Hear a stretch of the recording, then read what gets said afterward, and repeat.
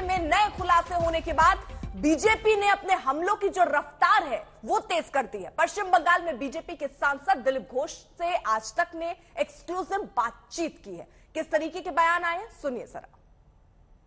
हम रुक करते हैं दिलीप घोष जी की, वो हमारे साथ जुड़ गए हैं। सर, एक सवाल है, टीएमसी इस बार कहीं ना कहीं अटैक मोड से थोड़ा धीमे नीचे गए। पहले हमने देखा है कि बार बार जब भी कोई इन्वेस्टिगेटिव एजेंसीज ने इन्वेस्टिगेशन किया है, ममता बनर्जी धरने पे लग गई। इस बार क्या अलग हो रहा है? कल परसों भी ऊंचा तेवर था उनका। उस दिन परसों सभा में ममता बनर्जी बोली कि हम ईडी से न डरते हैं न सीबीआई से, हमारा रीढ़ सीधा है, हमको कोई नहीं झुका सकता।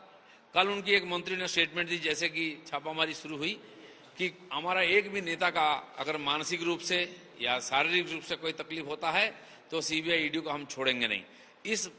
इस प्रकार डायलॉग देने वाले और ममता बनर्जी उनके एक ऑफिसर के लिए जाके धरना देती हैं। उनका घर में सीबीआई के 12 ऑफिसर गए थे और उसके पहले ममता बनर्जी पहुंच गई और यहां हुआ कि सीबीआई 12 ऑफिसर को पुलिस ने अरेस्ट करके और थाने में ले गया।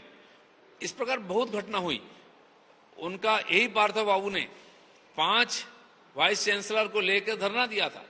बहुत सारा घटना लोगों ने देखा है और सब ये घटना का उद्देश्य एक ही है कि सीबीआई से बचने के लिए, ये जो छापामारी इसको रोकने के लिए।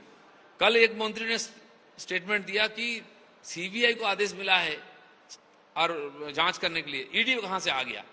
तो मुझे ये भी शक है कि सीबीआई ऑफिसर लोगों को मैनेज किया जाता था, इसलिए एक दूर तक जाकर रुक जाता था। आज स्थिति ये हुई कि लोग परेशान हैं, राजनीति को जो और बंगाल को जो कलुषित किया है उनको इसका सजा मिलना चाहिए और ईडी सही जगह पर पहुंचा है और थोड़ा देर और देखिए, बहुत कुछ सामने आने वाला है। सर, इस केस की बात करें तो हमने बहुत बार देखा है कि जब कोलकाता हाईकोर्ट में भी ये केस था तो कई सारे बेंच ने रिक्यूज कर लिया था इस केस को सुनने के लिए, लेकिन अब मामला अलग है। क्या आपको लगता है कि कोई कंप्लिसिटी भी है इसमें गवर्नमेंट की, क्योंकि टीएमसी अपने आप को अलग कर रही है इस केस से? हालांकि पार्था चैटर्जी की बात करें, वो सेक्रेटरी जनरल है, नंबर 3 का पद वो होल्ड करते हैं टीएमसी में। देखिए, बंगाल में ऐसा भय का वातावरण है, पुलिस का और इस पार्टी का, गुंडागर्दी का, किसी की हिम्मत नहीं बोलने के लिए। 2 सप्ताह पहले एक जिला प्रेसिडेंट का जो अंगरक्षक, एक पुलिस कांस्टेबल पकड़ा गया, उसके पास से 150 करोड़ का प्रॉपर्टी मिला है। तो ये कोई बड़ी बात नहीं, आम बात। उनका घर देखने से पता चलता है, गाड़ी देखने से पता चलता है। कोर्ट के न्यायाधीश भी डरते हैं जजमेंट देने, खुद को उनके केस से अलग कर लेते हैं। ममता बनर्जी के ऊपर केस आई तो ये जिस कोर्ट में गया, उस कोर्ट के जो न्यायाधीश, उन पर सवाल उठाया गया तो वहां से हट गए। तो लोग डरते हैं। उस डर का माहौल में पिछले महीना में एक महामान्य न्यायाधीश ने 5 केसेस में सीबीआई का ऑर्डर दिया था, जिसका शुरू हुआ है इंक्वायरी। तो उन्होंने बोला था कि मेरे कानपट्टी में भी बंदूक रख लो, फिर हम डरने वाले नहीं, हमारे कोई खोने का नहीं है, हम सच्चाई को सामने लाएंगे। ऐसे एक आध व्यक्ति होते हैं तब इतना बड़ा घटना होता है। सर, एक आखिरी सवाल, आपने एक और व्यक्ति का नाम लिया जिनका नाम आप बता रहे हैं मोनालिसा। आप कह रहे हैं कि उनके भी इस केस से तार जुड़ रहे हैं, अगर विस्तार में थोड़ा बताएं। उनके साथ भी पार्थो बाबू का संपर्क है और उनके नाम पर 10 ऐसे फ्लैट्स है, ये भी पता चला है, और भी कुछ है। और खाली इतना नहीं, बांग्लादेश का भी कनेक्शन उनके साथ है, आना जाना है। तो ये मामला भी जांच की दायरे में लेना चाहिए, तब ऐसे सारे घटना सामने आ जाएगा। ठीक है, तो इसके अलावा सर आपको क्या लगता है इस केस में और भी लोगों की अरेस्ट हो सकती है? टीएमसी के और लोगों की तार जुड़ सकते हैं? फिलहाल अभी तक अर्पिता चैटर्जी जो है उनका नाम आया है, उनके जो पीए है सुकांतो, उनका नाम आया है, लेकिन टीएमसी के और मेंबर्स के नाम नहीं आए। और गवर्नमेंट ऑफिशियल्स, क्योंकि एजुकेशन डिपार्टमेंट की जो एनवेलप्स है उसमें पैसा मिला है, तो आपको क्या लगता है कि और भी ऐसे डिपार्टमेंट के लोग जुड़ सकते हैं और टीएमसी के भी लोगों के नाम जुड़ेंगे?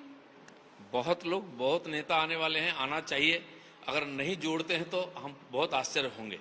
बहुत दूर तक जाकर रुक जाता था, आप एक तो मंजिल पर पहुंचा है और आगे देखते रहिए क्या होता है। हम भी उम्मीद करते हैं कि इस बार बहुत बड़ा घटना होने वाला है और बंगाल के लोगों का मन में जो प्रेशर था, जो प्रेशर लेकर वो जी रहे थे, जिस प्रकार हीन भावना से जी रहे थे, उनको यहाँ से मुक्ति मिलेगी। बीजेपी की तरफ से क्या प्लानिंग रहेगी कि इस ऐसे इंसिडेंट को लेकर आप इस चीज को कैसे आगे बढ़ाएंगे? एक निर्णायक मोड़ तक पहुंचे, इसलिए हम पिछले कई साल से आंदोलन कर रहे हैं।